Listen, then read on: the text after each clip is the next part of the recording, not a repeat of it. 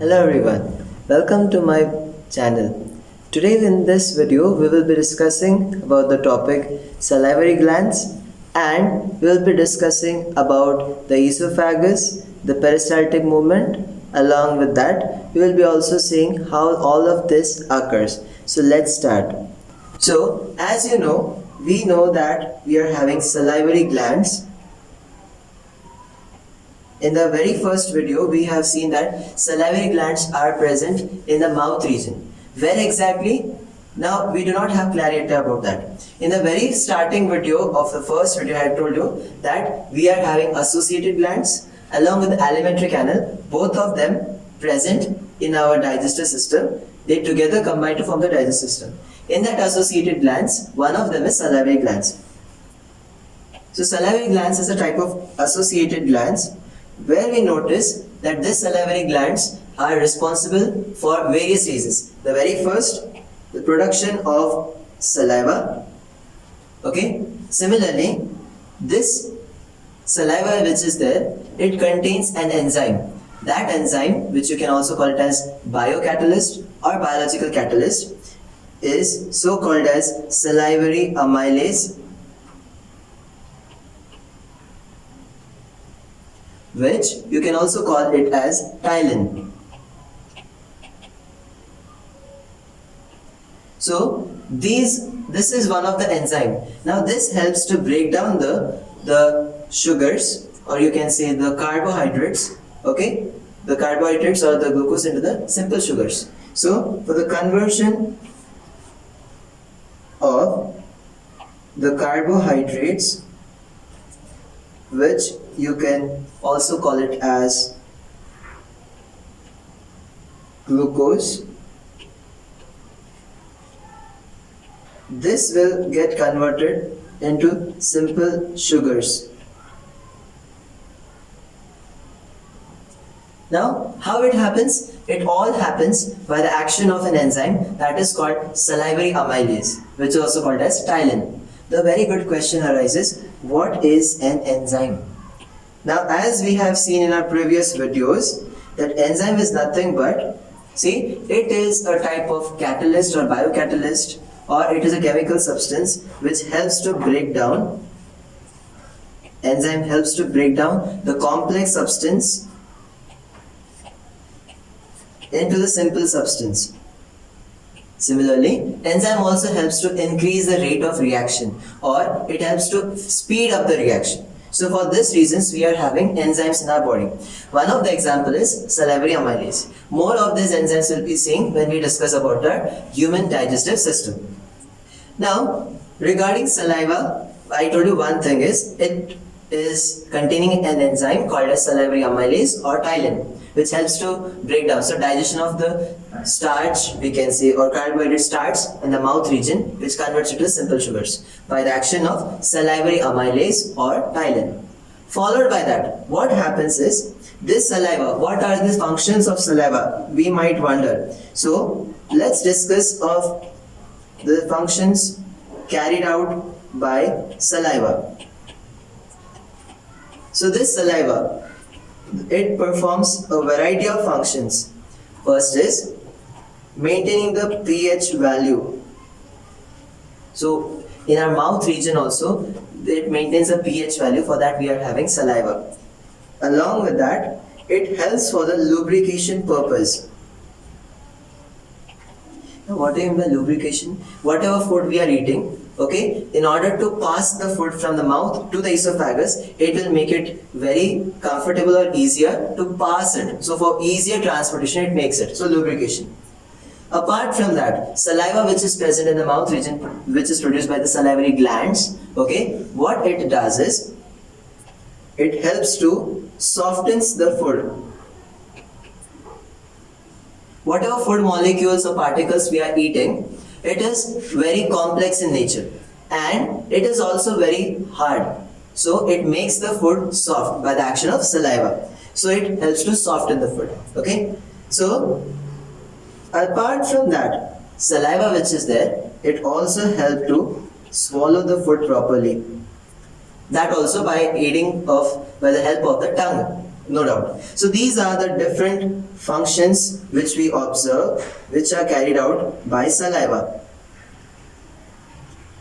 This saliva is nothing but what you can say secretion, or it is a liquid produced by the salivary glands. Now the question arises, which glands exactly?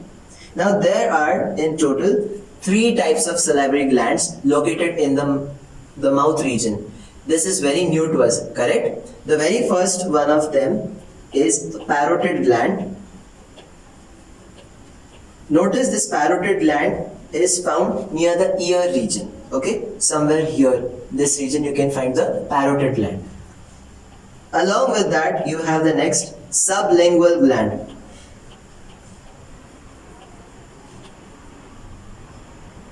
This is found just below your tongue region. So under your tongue region, you can say this region, okay? You can find the sublingual gland. And the third, submandibular gland.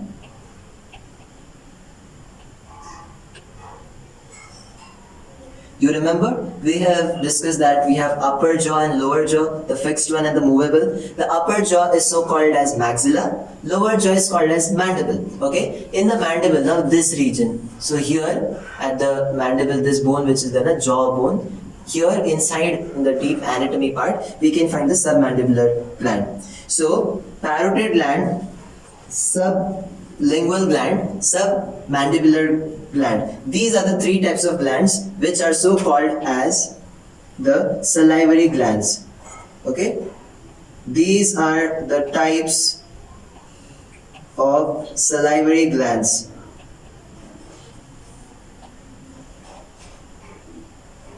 And as I have already said about the functions of saliva, so these all combine to perform these many functions. Okay, not only helpful for breaking down of the food, it starts in the mouth region, so digestion process starts over here. That is breakdown of complex substance into simpler form. Here notice we are using the enzymes. What are enzymes? These are chemical substances produced by the body, okay, which help in break down the complex substance into the simpler one, so that the body can absorb it or take it. So like that we are having which enzyme in the saliva region? That is salivary amylase, which is also called as ptyalin. So in the mouth region only carbohydrates breakdown starts in the mouth region. Followed by that, we see that once this all process completed, we have seen the previous video about tongue and mastication. Hope you remember, where we have seen about the functions of tongue and about the mastication process also. Where what do we see? How the chewing, grinding process happens in the mouth region, that is carried out. So after that, when all this happens, breakdown of complex substance simpler happens, carbohydrates getting converted to simple sugars, this is occurring. After that what happens? The food will be swallowed down. So the swallowing of the food, not only the saliva along with the tongue, the swallowing of the food happens. Like this way we do. Once we swallow, it enters the next location or the next part, which is so called as esophagus. Now notice esophagus spelling varies from textbook to textbook. Now it can be OESOPHAGUS and ESOPHAGUS. Both the spellings are correct.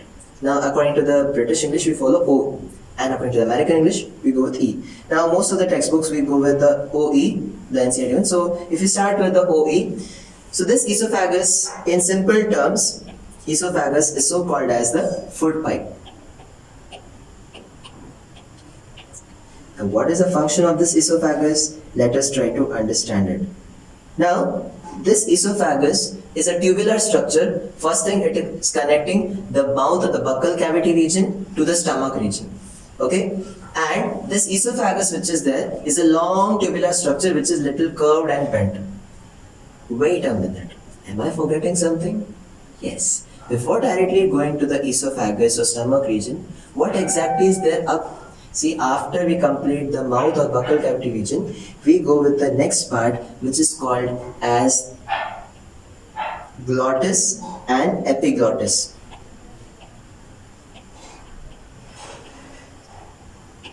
You might have heard your elders, like your parents or your grandparents or even your teachers, doctors suggesting you do not talk while eating. You must have heard it.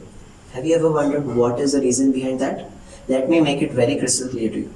Whenever we are talking and eating, remember we are having two types of pipes which are responsible for the passing of the material into different locations.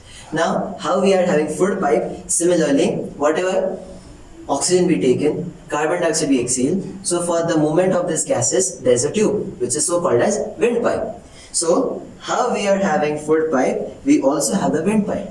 So these two are together. When we are talking and eating both at the same time, simultaneously, at this time what happens, instead of the food passing in the food pipe esophagus, it will go into the another pipe, that is windpipe or trachea. It shouldn't happen. What happens if it happens? So if instead of passing the food to food, it will go through windpipe, person quickly starts choking or coughing and quickly we face difficulty. So in order to prevent it from passing to that, we have structures called glottis and epiglottis. We are having the pharynx region. Okay, to that pharynx region, the tubular part, there is the topmost part of that is a tube-like structure called as glottis, and on the glottis there is a leaf-like structure, you can say, or you can say a flap-like structure, which is so called as epiglottis. So a flap like a tube is there, that is glottis, on that a flap is there called as epiglottis.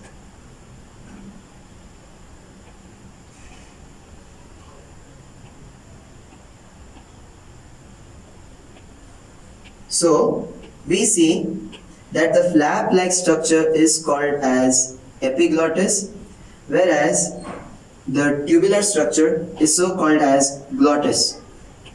What will happen? Whenever we are trying to, either in a hurry we are eating, or we are eating very quickly, fastly, or we are not chewing the food properly and automatically swallow quickly, or while we are talking and eating, in all such cases, or we are standing and eating, or any such things happens, accidents or mishappenings, at that time the food may enter the other pipe.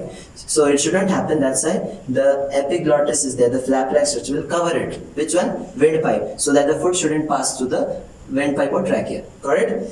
Now, after this, we continue with the part that after it goes from the epiglottis region to the pharynx region, to the glottis to the pharynx region, it goes beyond larynx, and then it is going down to the esophagus. Now this esophagus or food pipe which is there, so the movement of food from the mouth region to the stomach region.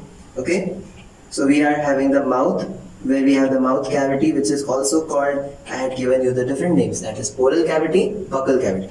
So from mouth region, that is the mouth cavity, to the stomach region with, okay, so the movement of food from the mouth cavity to the stomach region, or the particles from the mouth cavity to the stomach region, through the help of the structure esophagus, when it happens, at that time, this movement of food from mouth to the stomach region, that is the mouth cavity, it passes through this tube, food pipe, it goes to the stomach region. This process of movement of food from mouth region to stomach region through rhythmic contraction, relaxation. You must be knowing contraction, relaxation. What happens when something comes very close? This is called contraction. When something is released free, this is called relaxation. So the rhythmic contraction,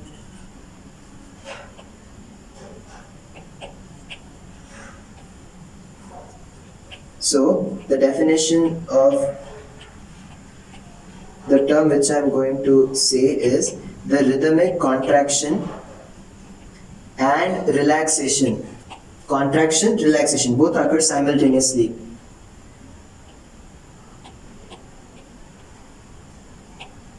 Okay, this rhythmic contraction, relaxation which happens,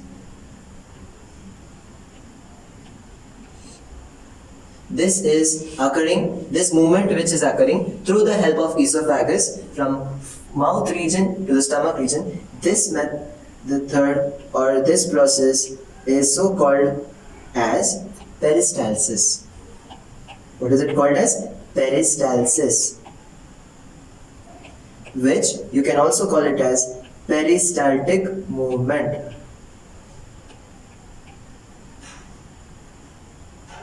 Where the food is passing from the mouth cavity or buccal cavity to the stomach region, through which tube? Food pipe, or you can call it as esophagus. This movement, rhythmic, this movement of food from mouth to stomach through the esophagus by passing through rhythmic contraction, relaxation, this is called as peristalsis or peristaltic movement.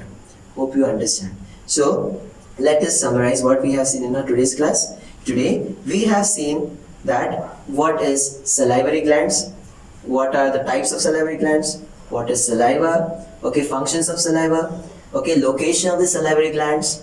Followed by that, we have also seen that why we shouldn't talk while eating. Hope you will follow this after this video, that you will not talk while eating, because if you don't want ending up getting choking and getting any respiratory disorder or some issue while eating food, right? So glottis and epiglottis region, the location and function of it, and the crucial role played by the glottis and epiglottis in preventing the food from going from food pipe to windpipe. It shouldn't happen. That's why it has a flap-like structure. Followed by that, we have seen what is esophagus and how the food passes from mouth to the stomach through the help of esophagus through a process called as peristalsis or peristaltic movement. This is all what we have seen in today's video, in today's class. Hope you have understood it, right? Thank you so much, everyone.